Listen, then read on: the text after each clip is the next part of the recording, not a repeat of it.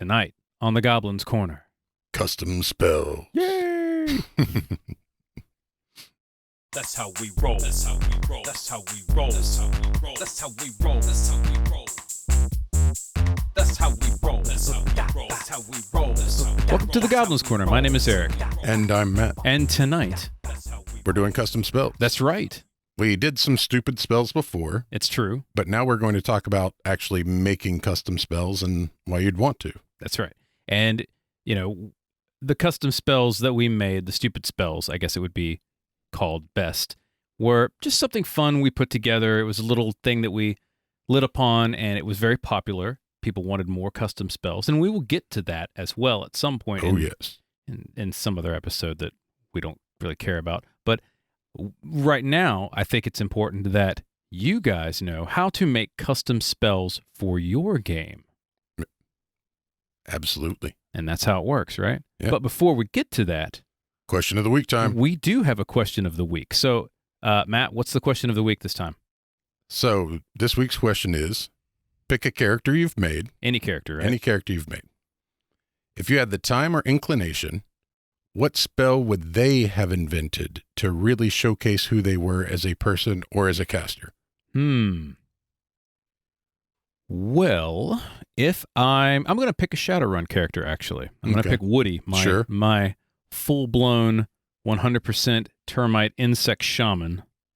And I'm going to say he's going to make Woody's version of Urban Renewal. It's going to be called Woody's Infestation. And so it is a manifest-style Urban Renewal spell. And for those of you who don't know what Urban Renewal is very simple. It's one of those spells that destroys everywhere. It just destroys, right? It destroys buildings. It's like a block, isn't it? Yeah, it's like a whole city block just completely destroys. It makes nature reclaim it. You could say that, or it just breaks stuff. So I'm going to say it's a bit of a stylistic one like that, except that I would say instead a plague of insects invade the building or the city block and tear it to pieces.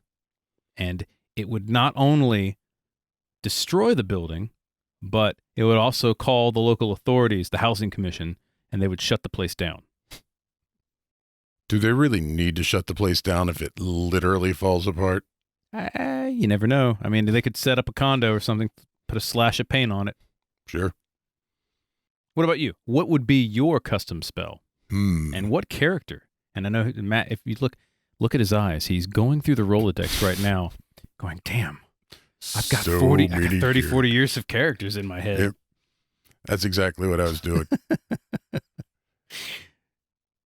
I think, honestly, it probably would have been Smudge, my goblin artificer. Ah, yes. What was his fake name that he made to get into that fancy dress party? Smoo off Swir, Smoo of Swir? Yes. which is short for Smudge of the Sewer. Sure. Very dapper goblin, though. In fact, What would be his signature spell? Dominate Construct. I could see that. We had so many construct problems. That is 100% what he would have gone with. Warforged would hate you. Oh no. That's true. They started the fight. Warforged tried to murder him over and over, and he didn't start that. Good point. So screw him. Screw him. Yeah, screw him. Do you have a Warforged or perhaps a custom spell that you would like to share with us? Write to us, info@goblinscorner.com, or you can reach me, Eric, at goblinscorner.com, or... Me, Matt at goblinscorner.com. And of course, you can find us on all the things, including now... YouTube. That's right. We are now on YouTube, for those of you who happen to be watching this. Hi, I'm folks. sorry, we have faces for radio, and that's just how it is. So It's going to deal- be that way. Yeah, deal with it. All right, so let's get into the nitty-gritty here. What about custom spells? So first off, and I know this sounds like something that could be, anybody could think of this, what exactly is a custom spell? It's a spell that's designed by or for the players or a specific NPC. I mean, There you go. There's your Wikipedia definition. Yeah, that it's we should put that on Wikipedia because we just made that up. Well, it's true. But, It is true. It is but true. it's also true. It's also true.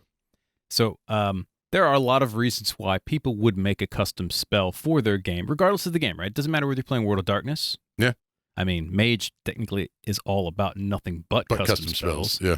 You can, and going back on that also, what is it? Ars Magica? The game Ars Magica is great with custom spells, but you could be playing D&D. A lot of people, apparently it's popular, guys. I've been told. I have too.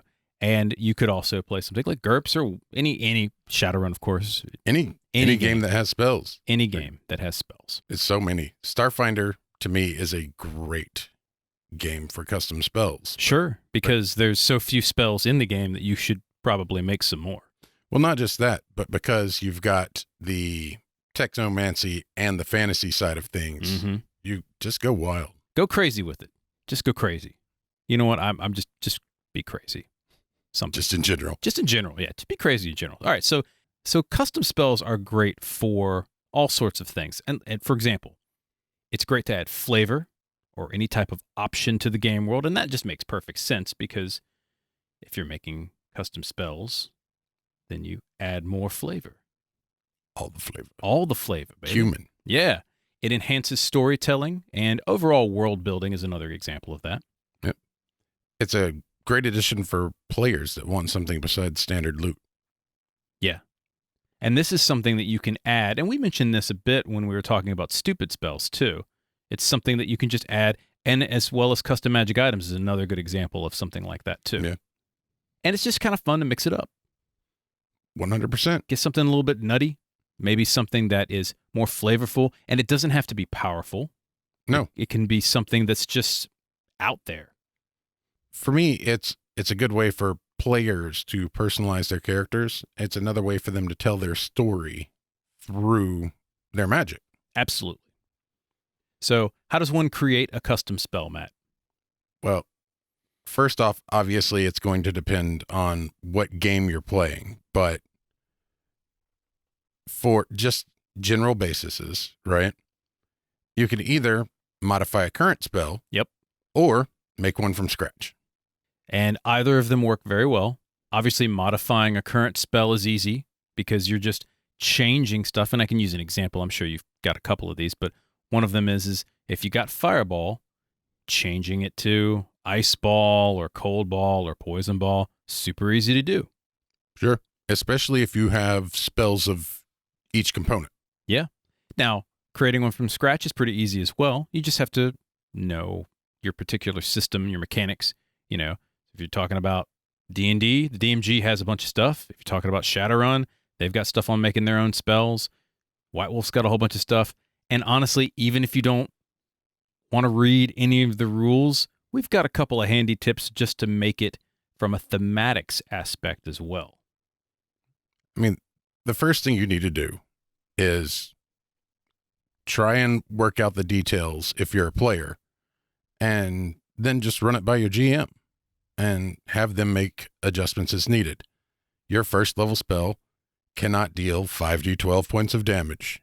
Regardless of the game. And yeah, there I literally don't is know not of a any system where that works. And if there is a system that starts off at 5d12 points of damage, please send Let us us know. that. Yeah, I want to know about that. What kind of deadly ass game is that?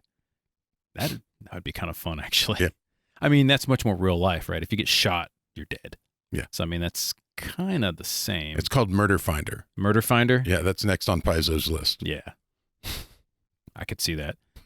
So once you've made your modifications or you've made up your spell, then your storyteller, your game master, your marshal, if you're playing Deadlands, whatever, DM, would compare it to spells that work out according to the level and make sure there's an essence cost or component cost or somatic material. You know, if you have to eat a spider or dance with the devil by the pale moonlight. Sure. So Decided I'm going to use Batman references tonight. Oh, it's a Batman night? It's Okay. It's a Batman night, guys. All right. So one of the things for, I know for D&D, I believe it's also true for Pathfinder. If you want a spell to be more powerful at its current level, then throw some money at it. Yeah. If it requires a costly spell component, then you generally get more bang for your buck. It just costs you more bucks. Yeah. Another option you can throw in, and we've got a couple of these too, is that you could also throw in experience or time, or so a good example of that, like if it is something that is immediate, it may do less damage than something that takes a full round or an entire hour to cast. 100%. Yeah, that Urban Renewal's going to take out the city then. That's going to be my spell. Damn it. It's just going to be called, it's just citywide renewal. Just block after block after block is just being leveled. It's just going to be called reclamation. Yes. It'd be awesome. All right. So one of the things that we go into, and I think that as a storyteller you need to kind of think about, or as a player, if you're making your own spells, is how do you research these spells? Because it's not like, I mean, you can look in the book and go, well, this is what the game says, but you want to make this a little bit more fun. Like, this is a perfect example of thematics, storytelling. Remember, guys, we're all about that story. Right. So what could we do to make this a bit more interesting? Well, first off, you've got to, right, you have to decide how you're going about your research. Are you a trial and error type character? Mhm. Like, I am. Yeah, occasionally that's going to blow up in your face. Sure. You have, I mean, it's literally called trial and error. Fair enough. And, you can get rules for researching spells. In fact, a lot of games have that. Sure. Some don't, though. If they have them, most of the time they're not particularly interesting. Right. They're very mechanical from what I've seen. Sure. But those are just the mechanics to fill in the narrative. Bingo. And this is where we're going with this, is I think that we should have some additional elements to make things more narratively fun. Sure. So you already mentioned it, but if you're researching something simple, like just what type of damage a spell does, that should determine how easy or hard it is to do. Because if you've got poison bolt and fireball, and you're trying to make a poison ball, then it should be relatively easy to research that spell. Or a fireball that is poisonous and shoots out, like when it hits the blast, actually does shrapnel of poison. That would be fun. Sure. I'm just saying that's what I would do. Yeah. Then again, I'm all about some fireball too. Another good example is, what kind of materials does the researcher have? So, for example, a library. Sure. Do That'd they be have super useful. Oh, yeah. Yeah. So you could use that mechanically to cut down cost, or you could use that thematically as kind of a mini adventure, roaming through the haunted library. You got to go down into the dungeons, got to defeat a lich who's got a whole bunch of books because he's a hoarder. Maybe one of those big-ass rock... in 3rd edition had those gigantic rock grubs. Yeah. What is it? They were like large-sized creatures. Maybe there's one that's a bookworm, like this giant worm that eats books and people. They eat people too. People books. This book tastes delicious. It only eats smart people, though, so the barbarian's fine. Unless you have a smart barbarian. A smartbarian? A smartbarian, yeah. The smartbarians are uncommon. Dark, but dangerous. But deadly. The last thing you want is a smartbarian. Damn straight. You could have a high-level mage. Sure. As a mentor, you could have somebody who's willing to help you out with divine intervention. Oh, yeah. But both mechanically and like thematically. So something like like a planetar or something? That would be super helpful. I need a planetar. I'm just thinking like, divine inspiration. Well, versus... I was just thinking clerics can offer you guidance for your research roles. Sure. And, mechanically that's divine intervention, but there's also literally in 5th edition, divine intervention, which is basically a miracle. Your deity just drops a notepad. Yeah. It's just nothing but like divine sticky notes. Here's where you went wrong. There's just a big red X on it. It's all wrong. It'd be hilarious is if, what's the deity of knowledge in the Forgotten Realms? Is Ugma? Ugma. Ugma. just just like an entire spell formula is written on a dinner napkin. I could totally see that just appearing. What's this dinner napkin? Oh, Yeah. That'd be fun. And again, great opportunity for the DM to interject some storytelling. We talk about a mentor. What if you had to hunt the person down? Because let's be honest, if you're wise, you don't want to be around other people anyway. That's why you're up on top of a mountain. It's so true. You know, you have to fight a whole bunch of griffins and Yetis. And beholder sharks. I know. I know. You're just going to run with the boulders. It's all my fault. You got to use your Batman utility belt to grapple. The Joker's, trying to cut your lines the whole time, and all you want to do is get to the top of Mount Gotham. You're turning this into a vertical platformer for spell research now? Maybe so. Okay. Sure. So, but, whether it's a high-level wizard, whether it's a high-level cleric, or any type of summon creature, arcane or divine, this is a perfect example. What kind of research do you have? Now, in addition to that, and we touched upon this already. How powerful of a spell are you working on? Yeah, you just making like a puff of smoke, or you Snoop Dogg smoking out a room? Right.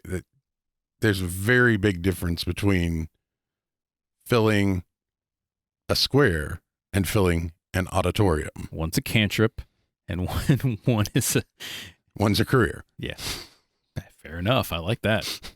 Sure. Also, the purpose of the spell: damage, control, Giggles. Yeah, well, damage and control tend to be the ones that I go for. Utility is another good example. Or giggles. Giggles are great. Is the change simply cosmetic? Right. And in which case, if it is, it should be free and it shouldn't take long. Sure. Because if a fireball is a fireball, but you want it to be a bunch of flaming skulls. So what? Now, if you adapt it a little bit and say, okay, instead of just fire damage, it does fire and bludgeoning damage. So what? That's called a flame strike. Wouldn't it? No. That would be fire and radiant. But if you wanted it to look like flaming skulls, then it probably should be fire and necrotic. You don't think bludgeoning damage? Because... Well, bludgeoning would also work. I'm down with necrotic and flame as well, but I think the bludgeoning damage would be fun. Get beat in the head with a skull. He bashed his head in with a flaming skull. That'd be awesome. So think about that. Think about that as well.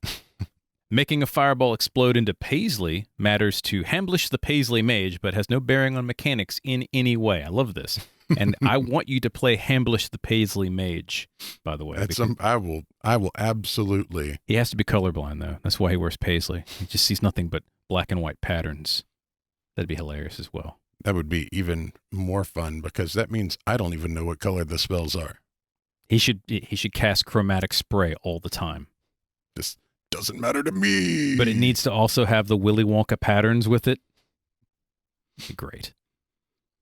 But yeah, once again, that has no mechanical change to it. A Paisley fireball, it's funny, but unless you're the one hit by the fireball. It's still funny then. You got hit by a Paisley fireball, especially if it burns Paisley. Little Paisley flames. Yeah, where'd you get that scar? Well, it's a Paisley scar. How did that happen? See, what happened was this is mage. But trying to make an entirely new spell would obviously be more difficult than just changing the looks of another spell. Sure. It takes time. Mm-hmm. It takes money. And how you develop the spell is going to be the sliding scale for that, right? Like you said, if you've got a mentor and you've got a library, then it's going to take both less time and less money. Sure. Unless you're paying the mentor in the library. I agree with that. So something that we mentioned earlier, and you kind of, we relighted this on mentoring and whether you have divine inspiration or a library or whatever, but I'm all about waiving the cost of developing a spell if it all comes down to adventuring. So let's say you want, let me put that into words that actually make sense. Sure. So let's say you have the Paisley spell you want to develop, right? Mhm. Paisley ball. It's going to do Paisley damage of some sort. It's a different type. It's probably force damage because it's forcing you to look at the Paisley shades. Maybe a little bit of enchantment charm and evocation on that. But you want to develop this. Now, according to whatever rules you're doing this, say we're doing this in D&D, it's going to take time. Sure. It's going to take cash money. Yeah. But I would, as a DM, rule to waive that and say, go on a quest. You have to go track down the Paisley beast Really? and slay it. I don't know. It's something. Or go look in the archives of the unforeseen. Maybe it's a part of the far realm that all kinds of skewed, weird Sure. geometry and colors and patterns exist, and it happens to have a book.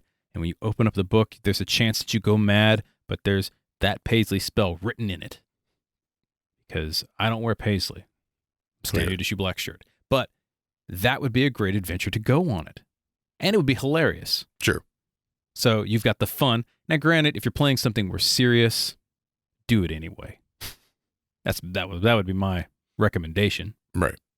Because you need a break from seriousness also. Absolutely. But there's all kinds of things you can do in terms of, and we'll get to these after the break, in material components and time, rituals, sacrifices, all this other good stuff. But adventuring is the key. And this could be something like an epic level spell, or maybe not even epic, like a pre-epic spell that the whole party could get in. So let's say like the big bad is, I don't know, someone who's always monochromatic, the monochromatic bad guy. Sure. And they're taking over towns. They're turning everybody gray. There's no more patterns, guys.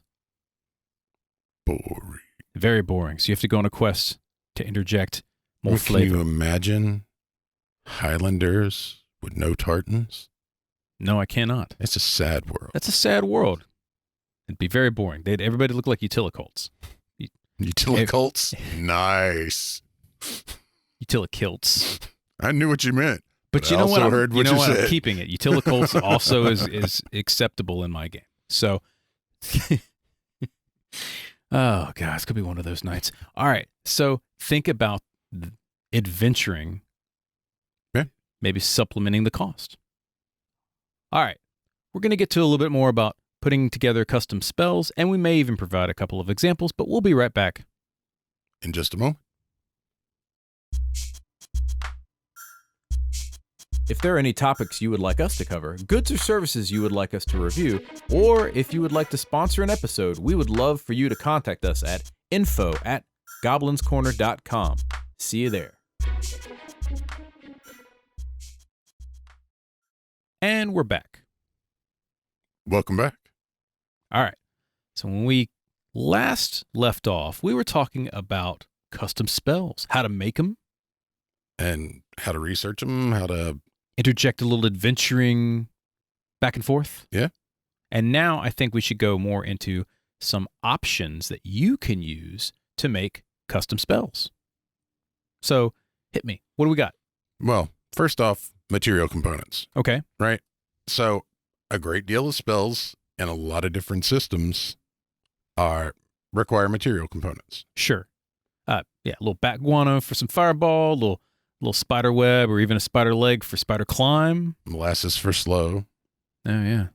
Forgot about that. Oh, I could play this game for a while. I bet you could. You know, didn't you have a spell component cookbook at one point? Yes. Yeah. Obviously, you've got your bog standard favorites, right? Which is anything that's thematically appropriate for the spell. Okay. You've got your gems of various prices, sizes, Sure. powdered, la-di-da. What about if you're doing a custom spell, you require some custom material components? Such as? Well, what about monster parts? Yeah, well, monster parts are great for everything. And delicious. And delicious. You could probably eat an ant cake. I mean, people are eating cicadas now, so you might as well. They're probably delicious. It probably tastes like crab. Or shrimp. You don't think it does? What do you think an ant cake would taste like? I think, I thought you meant the cicadas. Okay, no, yeah. No, ant cicadas take... cakes are going to be sour. Yeah, cicadas taste gross from what I understand. Oh, I've just been reading all the stories about don't eat the cicadas. All right. I don't want to eat them anyway. Ugly ass bugs. Monster parts would be great. So you have something like fleshed stone, yeah. a piece of Medusa, right? Sure. Or Gorgon, Or a Gorgon. Yeah, that works as well. which ought to be the same thing, but isn't for certain games. D&D. Yeah, yeah, it's because of copyright, probably. You don't think so? Somebody copyrighted Greek mythology. Who knows? It's probably because, you know what I it mean, is? you might be right anyway. Somebody very well may have. Yeah, so monster parts are great, right? You can use all kinds of different monster parts, and at some point we'll talk about monster parts. Oh, yeah. But toxic chemicals. toxic chemicals are great, yeah. It's all kinds of different admixtures and alchemical formulas. Some of them should be flammable. Oh, yeah. Some of them should definitely be deadly, Acidic. or just poisonous in general, like mercury. Sure. Play with some elemental mercury. It's fun. Don't play with elemental mercury, kids. Don't do it. Yeah. You can, but we don't recommend you do it. Because it will make you insane right before it kills you. Not the elemental mercury. It It- produces gas. Not the elemental mercury. It depends on the mercury. Really? Yeah. I thought, Look it up. Yeah. I- Some of it, no, to be fair, if it is absorbed into your skin, it will kill you. Some of it. Because if it binds, and we'll get to the Yeah. science lesson some sorry, other time. Yeah. there we go. Yeah. So toxic chemicals are great. Now, gems are another good example of that. So you could use something like particular gems as the material component. So for a summoning spell that is earth-based, maybe a geode, a summoning spell for some other type of elemental, like I would say fire, maybe like a something igneous, Sure. or even a ruby because it's red. Sure. Garnet, Yeah, carnelian, what have you. whatever that happens to be. And those are just a couple of examples, but you could use semi-precious metals or a bone. That'd be kind of cool, like different types of bone or carved elements, runes. If you wanted to do a spell that was specifically against, say, Fae, Mm-hmm. obviously you should have some cold iron powder or a cold iron nail or Or even silver. sure. Yeah, stuff like that would be great. And, let's talk about stuff that nobody ever thinks about. So, for example, I mentioned runes. What about cards? Sure. So, material foci would be like tarot cards that you dole out, Yeah. which or would be great. You imagine in the middle of a battle, this person just kind of sits cross legs, starts laying out a spread, and all of a sudden this wall of fire appears. That would be awesome thematically. And from a storytelling aspect, that's really cool. Which, by the way, there's a character that does that in Fairy Tale too, the anime Oh, that you've never watched. correct. Okay. On the list of so many things that I've never watched. But I know some of you have. So check that out. It's Kana, I think. Anyhow, speaking of which, So, depending on the spell, right? Material components are things that get used. Foci are things that do not get used. mhm, You just have to have them to cast the spell. So, if you're going to do, say, teleportation circle, you have to have a teleportation circle, yeah, you got to obviously. at least draw some chalk. So, using that theory, you could get into some kind of geometry magic. Oh, yeah, that'd be nice. Or symbolic magic, Yeah. mirror magic. I think mirrors as foci would be really cool to have. Oh, you could do, take a little page from James O'Barr, just draw out a giant flammable crow and then cast a spell and freaking Phoenix pops up and roar. Oh, yeah. So a little bit of illustrative magic. Yeah. Yeah, there's lots of really fun thematic things that you can do, and they don't have to take any more time from a mechanical perspective. They don't have to really be any different in terms of cost. They're just flavor, storytelling stuff. Yes. And some people may not even care about this, right? But if you're playing with your character in mind, and there's a lot of people now that are playing games specifically for the story. Yes.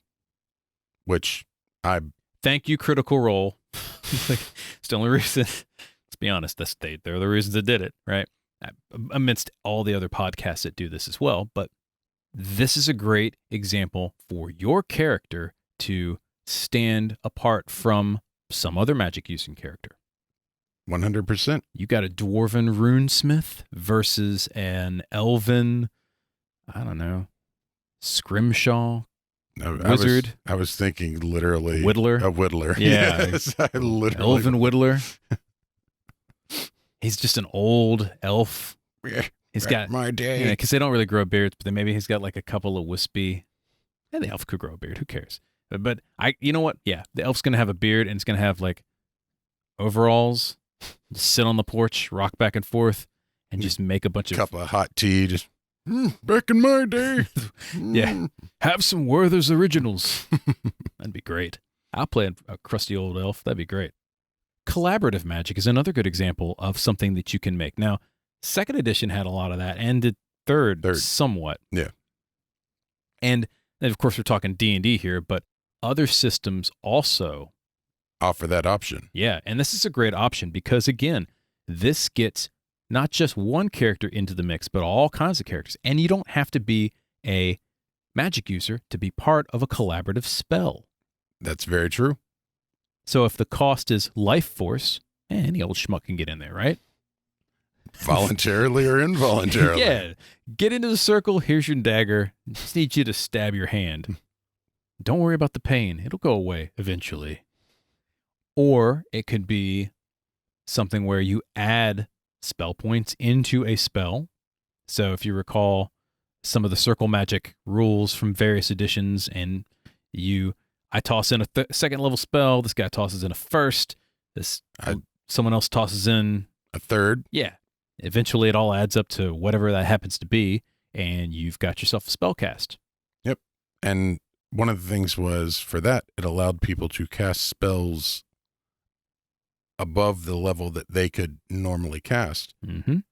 But it required multiple people to cast the spell. Now, this allows your adventurers as a party to cast stuff that they couldn't normally cast to overcome obstacles, but it also means that turnabout's fair play.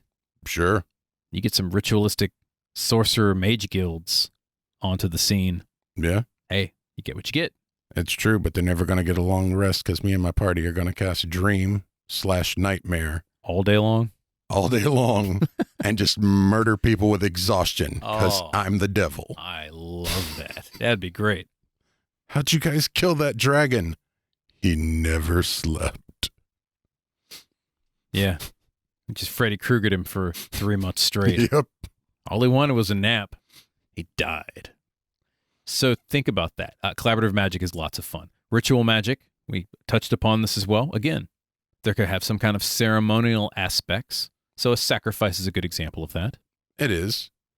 But, I mean, people used to do ritual bathing and ritual fortune telling and all sorts of things. So just take a page from history.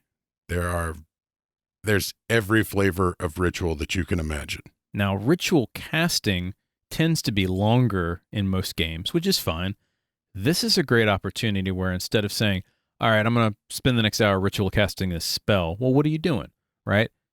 If you're with the group of people that really want to role play stuff out, then this is something that allows you to, well, what is that ritual? Like, what are you doing? Maybe Bob in the corner is doing the chicken dance, right? Right. Chicken dance, and he's ho-humming, saying whatever merry tune happens to come to mind. Write your own custom rituals for stuff like that. It's fun. Sure. And I think, I would love to see the difference between, like you said, Bob over there with his chicken dancing sea shanty versus how even another mage who comes from a completely different scenario would cast that spell. Like if you take Liam's tiny hut, right? Mm-hmm. Maybe he's over there singing his sea shanties and chicken dancing, whereas the farmer is preparing the space, right? He's moving stones, and that's part of his ritual because that's... You might have a bookcaster that's doing something maybe more, I guess, akin to something like Golden Dawn-esque, or playing with sacred geometry or whatnot. And speaking of which, you can borrow from all sorts of mythologies. You don't have to just use whatever's in the book. You could borrow, what is it, Egyptian mythos. You could borrow from Hermetic beliefs, all this other stuff. You know, the world's got plenty of that stuff, or make up your own. Make your own stuff. You know, whole spellcasting setup tied to balloon animals. I would destroy. You actually make balloon I animals, do. which is why I mentioned that. It'd be great. I could just see you tying balloon animals. What's he doing? He's making wall of force out of balloon animals. He seems to be casting for a really long time. Is that I need one more ice talk for this beholder. Yes. Is that an Umberhawk balloon? Yeah, that'd be great. So think about stuff like that. Now, another option, time-based magic. So full moon, New Year, high tide. solstice. Oh yeah, solstice stuff is good. Any particular events are ridiculously fun. And again, this is something that could limit the spell as well. Yes. So if it's particularly powerful, instead of making it a higher level spell, maybe just make it that you can't access it except every full moon. Well, that's a severe limitation on using it. Druids traditionally had a lot of spells that were limited because you had to be outdoors to cast them. So you Right. can't do, what was it, Call Lightning, I think was one of Yeah. them? Can't be indoors and do Call Lightning, which makes sense. And Entangle, you couldn't do indoors, Yeah. which also makes sense. I think they might have changed that one. I though. think they did. Well, I think they've changed most. I don't even know that druids have that anymore. I I don't haven't know. played a druid for 5e. It's a lot of bear shapes. Form of bear. Now we'll go maul somebody. Sure. So think about that. Yeah. So different times are really cool. And it could even be only at midnight, only at a certain time of the day or month or year. Obviously, the more rare the occasion. The more, the stronger it should be. Yeah. If it's something only once every 100 years, guess what? I'm going to be trapped in an iron flask until it's time to unstopper me. Right? I mean, Halley's Comet is every 40 and change, I think. 85 years. 85. Wow. So that should be an asininely powerful cantrip. That's an epic spell right there because you may not even make it. But things like that. Or you mentioned in here eclipse magic, right? So that might do particular types of effects, not just whether it's more powerful or not, but the effects themselves could be different. So an eclipse might have 50% necromantic, 50% radiant. Sure. The whole corona thing. Mm-hmm. And you could also say, in addition to like time-based stuff, location-based magic. So if I'm in a swamp versus a mountain, Sure. I wouldn't be in the mountain, on a mountain. I mean, I could be. You could be in the mountain. You'd be in the mountain. You could be a dwarven caster. Yeah. Oh, yeah. He doesn't ever leave his mountain. Very powerful magic. But yeah, I love location magic. I think it's underutilized in most games, and in fact, I think it's underutilized in the genre most of the time. Yep. And of course, we could also add, and we kind of mentioned limited use and all that stuff, but we could also add quirks to your spells. Yes. Now, I am of the opinion, again, I'm somewhat of a demonic DM sometimes. Wish is a perfect example of quirks. You get exactly what you wish for. If you say, make me a cheese sandwich, you become a cheese sandwich. So it could be to the letter of the law, or it could be with dark intent, or maybe not. And that's just one quirk. It could just be something random that your spell has. So it doesn't necessarily have to be a detriment. See, for me, like for things like wish and quirks, the further away from the standard usage of the spell and the more powerful what it is you're requesting, Mm-hmm. the more twisting it becomes. I see that. If somebody's like, I cast Fireball. Okay, congratulations. You cast Fireball next week. No, you cast the Fireball. Yeah. But if you want to pull the moon from the sky and use it to smash your enemies, I mean, all right, it's on its way. it's the moon 6 planets away, but it'll get here. Or if you ask for all the gold in the kingdom, then you get all the gold in the kingdom stolen from all of the Right. vaults. You in the literally asked for all of the gold in the kingdom. kingdom. Right. Not to mention, you're going to be buried. You didn't ask where it was put. A kingdom is an entire geographic area. All of the gold in the kingdom means the stuff that's in veins as well. Oh, that's a good point. I didn't think about that. So let's talk about non-detrimental quirks then. So a good example of that is, we'll go back to Fireball. What could be a quirk of a Fireball? Maybe your clothes smolder for a couple of rounds after you cast it. Sure, just visual quirks. Yeah, so visual quirks are great. And there used to be a lot of different fun visuals for each spell in some of the books, depending upon what, again, we're going kind of D&D on some of this stuff, but even with the other RPGs, there's lots of different visuals to that. You can add to that maybe a smell. Sure. If you're casting lightning bolt, everyone should smell ozone. Yeah. Everyone should smell like ozone in the entire line. Or maybe everybody's hair stands on end. If you're casting something with wild magic, there's going to be confetti at some point everywhere. Everywhere.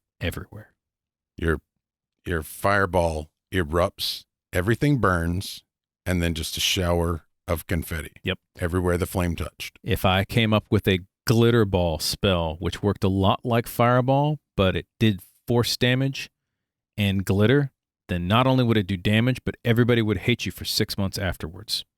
So it's because glitter gets everywhere. fireball and glitter dust, the spell. Yes. So, like, we'll say a 4th level spell because it also creates the effect of glitter dust. Yeah, but I would say the quirk is antithopy. Yeah, so lots of different quirks you can have fun with. All right, so we talked a little bit about researching the spells. We talked about some thematic elements you can bring into your custom spells. We gave you some quirks, some different types of role-playing opportunities, whether it's via with people, with locations, with monster parts. Yeah. I recommend all of those. But now, how do you put all of this together? So, if you're making custom spells, the first thing you really need to decide on is the flavor. Because Yes. otherwise, why are you making a custom spell? I mean, mechanically, the mechanics are going to work themselves out, but the thematic element is what's most important with this. So you decide on what flavor, Mhm. right? You're a glamour bard that just absolutely needs glitter ball. Every time. I want glitter ball. I'm going to make that for the next spell. My Luckomancer is going to have that.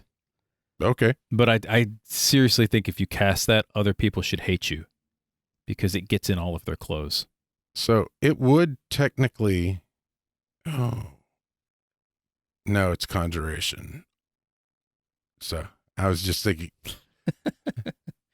Glitter dust could work for divination as well, simply because it literally removes invisibility, but it conjures something that prevents invisibility. From Yes. working. Sorry. My brain just tangented. Okay, so once you've got your flavor, Mm-hmm. you've got to balance it all out. Yes. So is there another spell that looks just like it or acts like it, or is at least on the same power level in terms of like what the spell actually does? And how does this affect the game overall? Now, it's fine and good to have spells that are overwhelming in the game. I disagree with people like, no, this is overpowered. Any spell can be abused. Any spell can be abused. 'Cause It's true. You see, like, we see this on the optimization boards all the time. I can break the game with any spell that you give me, given time and given the opportunity, right?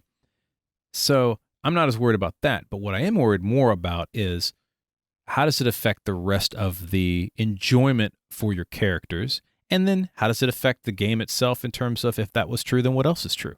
Right. One of the things you have to consider is once this spell gets into the environment, It is a brand new spell. If it is wildly powerful, it will become wildly popular. Other mages are going to want it, and that means they're either going to want to purchase a copy, Or they're going to steal it. or they're going to murder the wizard and take it. Yeah, that makes perfect sense. So think about that. Now, a lot of these other options that we have for putting a spell together, I think are very straightforward. Yeah, it's pretty simple. What's the name of the spell? Just name it. You can name it after yourself, or you can name it after what it does. You can just make some name up. Like your Luckomancer. I don't know if they have a name yet, but the so-and-so's glitter ball. Right? That's it. Yeah. Yeah, it's super simple. What school or what category of magic it happens to be. So some games have categories of magic or schools. So if it's mage, would this be tied to, so for example, force Right. versus Spirit. spirit, and of course D&D, abjuration versus evocation, and so on and so forth. There's, work within the rules of your game for that. And then what does it look like? Now, I find this to be very important, again, because I don't care about the mechanics of it for thematic purposes. Obviously, for game purposes, yes, but what does it look like? If it's a glitter ball, what kind of glitter? What color is it? That's Yeah, I'm going to need to know that. I mean, it could be a random rainbow of glitter for me. That's fine, but if it's a random rainbow, They're all tiny little pieces that have the Batman symbol on it. You thought I was forgetting about that, didn't you? No, I thought you They're were all going to go. tiny little batarangs. I thought you were going to go with question marks, though. Oh, that would be the Riddler then. Right, but if it's a random rainbow, then I could be convinced to do that as well. or it could be like a child's birthday party, and it's got little clown faces and question marks and Batman symbols, or And in addition to what it looks like, what does it smell like? What does it sound like? What does it feel like? does it leave a taste? It might. You get glitter in your mouth. Is it metallic? Does it taste like peanuts? It's birthday cake. Is it poisonous? Does It's it do poisonous birthday cake. poisonous birthday cake? Does it do slashing damage because they're tiny little jagged pieces of metal? Who knows, right? That would be deadly. Again, and does it breed? Because glitter breeds. You can have all of these different type of sensory elements to your spell, and you should. And we've discussed it's a conjuration glitter ball Correct. because the glitter stays. Yeah, it didn't go away. What are some other options we have? Well, duration. Since we were just talking about that, in the case of glitter ball, duration is Permanent. permanent. It just, Or actually, the duration is instantaneous. that's correct. Your suffering is permanent. What range is it? So how far away can I cast glitter ball and then run after all of my friends realize I cast glitter ball? Right. And at that point, also, since you've got a range, what's the area of effect? Can you get it far enough away that you're not caught in your own glitter ball?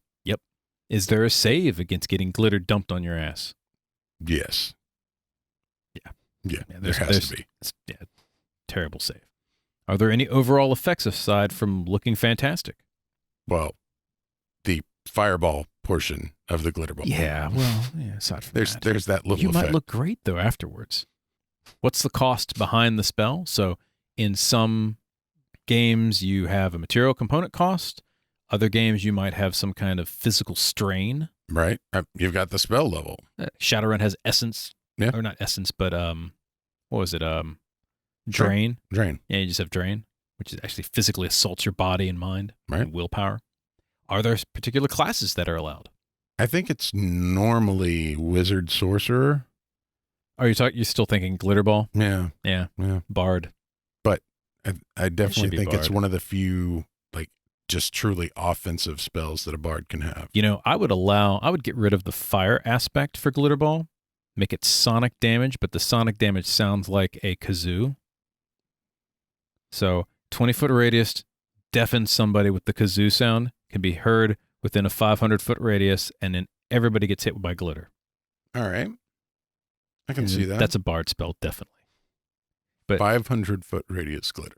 No. 500 foot that people can hear, Oh, okay. that it went off. And I would say that part of the verbal component is, I'm an entertainer. Glitter. So that's a good example of that. And then finally, The overall description. yeah, so Put it all together. put it into a paragraph or a series of paragraphs. It is best to write it in terms of what's happening should anything else occur. So the way, if I make a custom spell, Mhm. it is the, say for D&D, right? You've got all your standards, and then it goes to the descriptive paragraph, Okay. and then it goes to the mechanical paragraph. Because I think for characters that are actually playing thematics, they're going to want to know what the thematics of the spell are, And then they want to know what it does. and then they want to know what it does. That makes sense to me. Yeah, so there you have it. That's it. Pretty easy to make custom spells. Yeah. There's a lot more involved that we didn't probably throw in, but that's fine. But I think that if you want to make custom spells, regardless of the game that you're playing, it should be fun and enjoy it. Yeah. I mean, that's why you're doing it. Did we miss something glaringly obvious? Write to us. info@goblinscorner.com, or you can reach me, eric@goblinscorner.com. Or me, Matt@goblinscorner.com. And of course, you can always hit us up on Twitter because both of us won't shut up on there. So if you really want to get in touch with us, Twitter is definitely the way to contact us. We're on all of the things. As we mentioned, we have a Twitter. It's Goblins Corner. Where you have a Twitch, it's Goblins Corner. We have Facebook and a Pinterest. Both of those are also Goblins Corner. We have an Instagram. That's the Goblins Corner. That's right. And of course, now we are on YouTube. Goblins Corner. I feel like we have a theme. It's like we're trying to stick to a brand or something? Something like that. Potentially, yes. That's all the time we have for today. Once again, my name is Eric. And I'm Matt. We'll see you next time.